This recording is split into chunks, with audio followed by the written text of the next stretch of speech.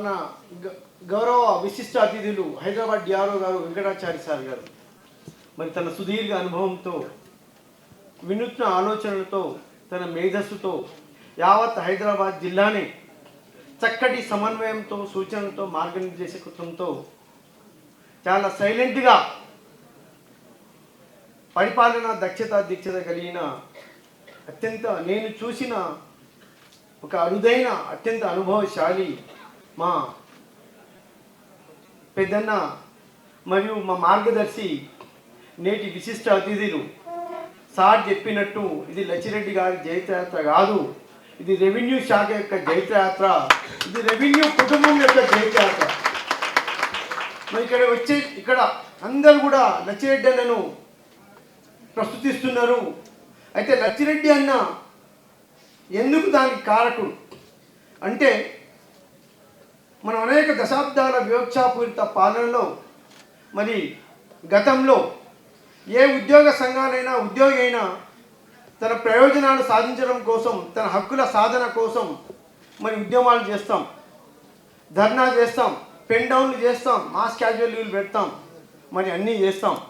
కానీ ఒక్క తెలంగాణ రాష్ట్రంలోనే ఉద్యమాలు వ్యూహాల కలబోతతో సమాహారంగా ఒక సుదీర్ఘ దశాబ్దాల కాలం నాటి తెలంగాణ రాష్ట్ర ఏర్పాటు ఆకాంక్ష కోసం రాష్ట్ర ఏర్పాటు కోసం మరి ఉద్యమాలు వ్యూహాలు అందులో ఏ రాష్ట్రం ఎక్కడ కనివిని ఎరగని రీతిలో మరి తెలంగాణ రాష్ట్రం ఎక్కడి ఉద్యోగులు మరి అధికారులు సానుభూతి తెలియజేస్తేనేమి మద్దతు సంఘీభావం తెలియజేయడమేమి మరి అన్ని రకాలుగా మరి ఆ ఉద్యమాన్ని ఊపిరిదారు మద్దతు ఇచ్చారు. దేనికోసం అయ్యా అంటే నిధులు నియామకాలు నీళ్ల కోసం తెచ్చుకున్న తెలంగాణ.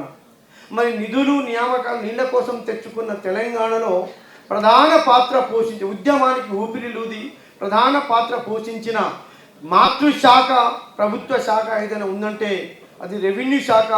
అధికారులు సంఘాలు ముందంజలో ఉన్నాయి. మరి అలాంటి శాఖకు ఈ రాష్ట్రం తెచ్చుకున్న తర్వాత నూతన రాష్ట్రం ఏర్పడ్డాక మరి ఏం జరిగిందయా పరిశీలనగా అంటే మన నడ్డి విరిచి అప్పటి పాలకులు మన నడ్డి విరిచేసి మరి మనకు మూల స్తంభాలుగా ఉన్న మన మానవ వనరులు క్షేత్రస్థాయి గ్రామీణ రెవెన్యూ వ్యవస్థలో పనిచేసే క్షేత్రస్థాయి మన రెవెన్యూ విఆర్ఓ కుటుంబ సభ్యుల్ని ఎవరైతే మనకు మూల స్తంభాలుగా ఉన్నారో వాళ్ళను తొలగించడం అంటే మన మొదలను కాండాన్ని నరికేయడం. ఆ తర్వాత ఏం చేసిరంటే మన అధికారాల కత్తిరింపు, అసలు అధికార రహితంగా రెవెన్యూ అధికారులు మార్చారు. మరి ఇంకేం చేశారంటే అంటే ఆర్ఓఆర్ చట్టాన్ని తీసేసి ధరణి పేరుతో ఒక నియంతృత్వ ఆర్ఓఆర్ చట్టాన్ని తీసుకొచ్చారు. దానివల్ల రెవెన్యూ కోర్టులు పోయినాయి, రెవెన్యూ శాఖకున్న గౌరవం పోయింది.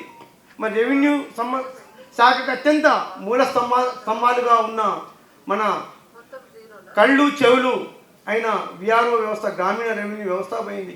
మరి తద్వారా వాళ్ళు ఇంతకుముందు సార్ చెప్పినట్టు ప్రతి సంవత్సరం చక్కగా జమాబందీ మరి పహానీలు మాన్యువల్ ఆన్లైన్ పహానీ మరి రెవెన్యూ రికార్డులు నిర్వహించే మన మానవ వనరులను కోల్పోయాం. అధికారాలు పోయాయి, ఉద్యోగులు పోయారు, మరి రెవెన్యూ రికార్డులు కూడా విధ్వంసం చేయబడ్డాయి.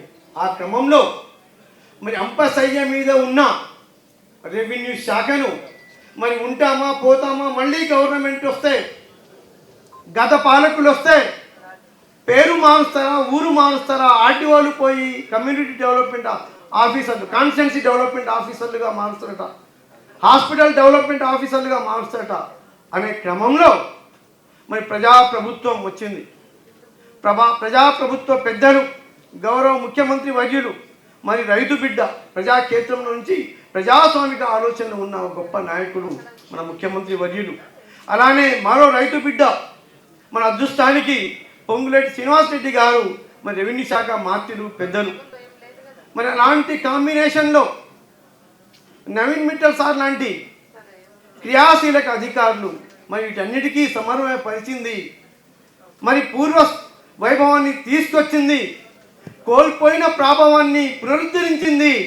మరి 5,000 మంది గ్రామీణ రెవెన్యూ వ్యవస్థ నుంచి అప్పటి విఆర్ఓ మిత్రులు పోతే ఈరోజు 11,000 గ్రామ పాలనా అధికారులను మనం తీసుకొచ్చిన ఘనత అలానే కాదు, ఒక గాడ్ ఫాదర్ లేడు, సంఘాలు లేదు, నాయకులు లేదు, సంరక్షకులు లేదు, చెల్లా చెదురైన మన విఆర్ఏ మిత్రులు వివిధ శాఖల్లో సవతి తల్లి ప్రేమకు, ఆత్మాభిమానాన్ని, ఆత్మగౌరవాన్ని, అభిమానాన్ని తీసుకొని ఆత్మగౌరవాన్ని కోల్పోయి మరి సవతి తల్లి లాంటి ప్రేమను అనుభవిస్తున్న ఆ అనుభూతి నుంచి వాళ్ళని కాపాడాలి, వాళ్ళని ఆర్థికంగా బలోపేతం చేయాలి అని మొదటి 36 గంటల్లోనే మరి 15,600 విఆర్ఏ మిత్రులకు మరి టోకెన్లు పాస్ చేసి మరి ప్రభుత్వం నుంచి ఐడి నంబర్లు ఇచ్చి జీతాలు ఇప్పడం జరిగింది.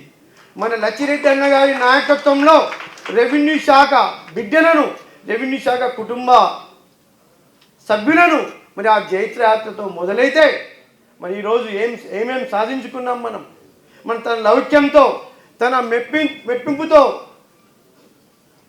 తన ఓర్పుతో, తన క్రియాశీలక నాయకత్వంతో, మరి చక్కటి వ్యూహంతో, శక్తియుక్తులతో ఒప్పించి మెప్పించి మరి తనకున్న సాక్షాత్తు గౌరవ ముఖ్యమంత్రి వర్యులైతేనేమి, రెవెన్యూ శాఖ మంత్రులైతేనేమి, మంత్రివర్గ సభ్యులైతేనేమి, మరి ఉన్నతాధికారులైతేనేమి మరి చక్కటి సమన్వయంతో, చక్కటి సంబంధాలతో వాళ్ళ కడుపులో తలకాయ పెట్టి వాళ్ళ చేతులు పట్టుకొని గడ్డాలు పట్టుకొని ఈరోజు విఆర్ఏ మిత్రుల నుంచి మొదలుకుంటే గ్రామ పాలనా అధికారులు మరి 21 ఎప్పుడు చరిత్రలో లేని విధంగా 21 గతంలో కేవలం 25 నుంచి 30,000 మంది విఆర్ఓలు ఉండే.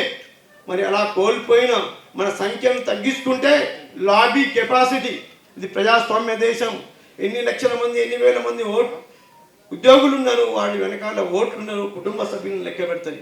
మరి ఒక్క దెబ్బతో గ్రామ పాలన అధికారులతో మరి ప్రతి గ్రామానికి రెవెన్యూ సేవల్ని అందించే క్రమంలో మరి గ్రామ పాలన అధికారులను తీసుకురావడం జరిగింది.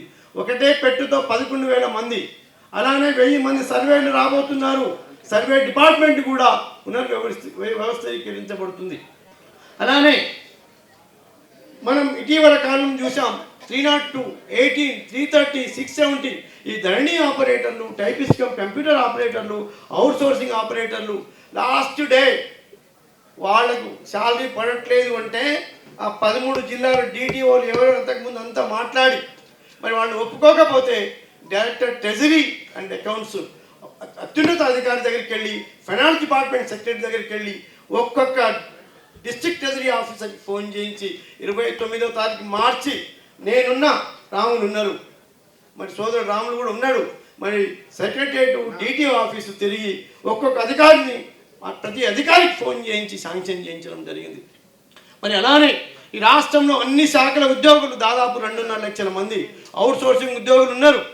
వారికి పాలసీ విధానాన్ని గతంలో ఎన్నడూ లేని విధంగా మొన్న డిప్యూటీ సీఎం గారికి మన బట్టి మల్లు విక్రమార్క గారు మరి ఉప ముఖ్యమంత్రి గారు వెళ్ళి చక్కగా తన ప్రతిపాదన వివరించి, లచ్చన్న ఇప్పటి వరకు ఇలాంటి ప్రతిపాదన ఎవరు తీసుకురాలేదే, ఈ కమిషన్ లేకుండా, దళారీ వ్యవస్థ లేకుండా మెరిటోరియస్ మన గ్రామీణ వ్యవస్థలో మరి నగరంలో పనిచేస్తున్న నిరుద్యోగులకు ఒక చక్కటి HR పాలసీతో మీరు ప్రపోజల్ ఇచ్చినట్టే, ప్రతిపాదించినట్టే చేద్దాం, మనం షార్ట్లీ ఒక ప్రత్యేక సమావేశం ఏర్పాటు చేస్తున్నాం అని మీరు తప్పకుండా రావాలన్నా అని పిలవడం జరిగింది.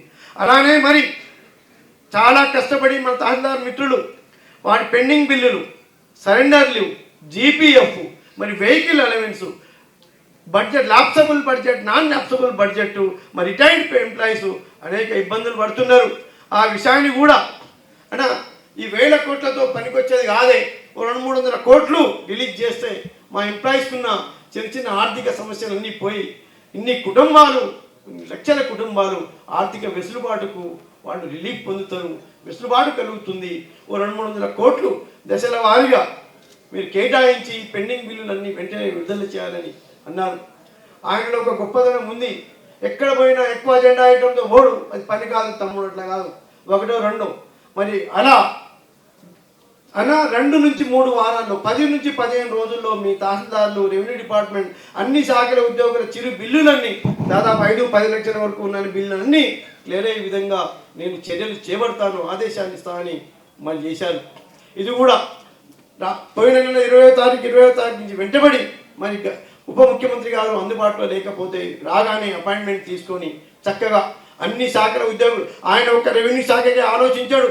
ఆ రకంగా చూస్తే ఆయన జేఏసీ చైర్మన్గా ఇటు ఆరోగ్య భద్రతా కార్డులు కానీ, అటు కాంట్రిబ్యూటరీ పెన్షన్ స్కీమ్ కానీ, ఇటు అవుట్ సోర్సింగ్ ఎంప్లాయీస్ కానీ, మరి ఇవన్నీ కూడా లక్షల మంది చిరుద్యోగులు ఈ ప్రభుత్వ యంత్రాంగంలో మనకు చేదోడు వాదోడుగా, మనకు ముఖ్యంగా రెగ్యులర్ ఎంప్లాయీస్ కన్నా ఉదయం రాత్రనక పగలనక హాలిడే అనక పండుగ పూటనక పనిచేసే అత్యంత చిరు ఉద్యోగులు. మరి వారి పక్షాన ఉన్న మన పెద్దన్న పక్షాన ఉందామా? ఇప్పటి వరకు వారిని పట్టించుకొని నాయకులు సంఘాల పట్ల ఉందామా? మనం ఆలోచించుకోవాలి.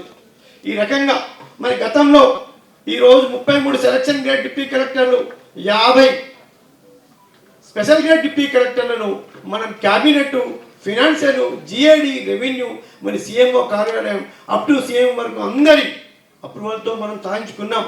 ఇప్పటి వరకు డిప్యూటీ కలెక్టర్లు, స్పెషల్ గ్రేడ్ డిప్యూటీ కలెక్టర్లు కలిస్తే 50-60 కూడా లేదు.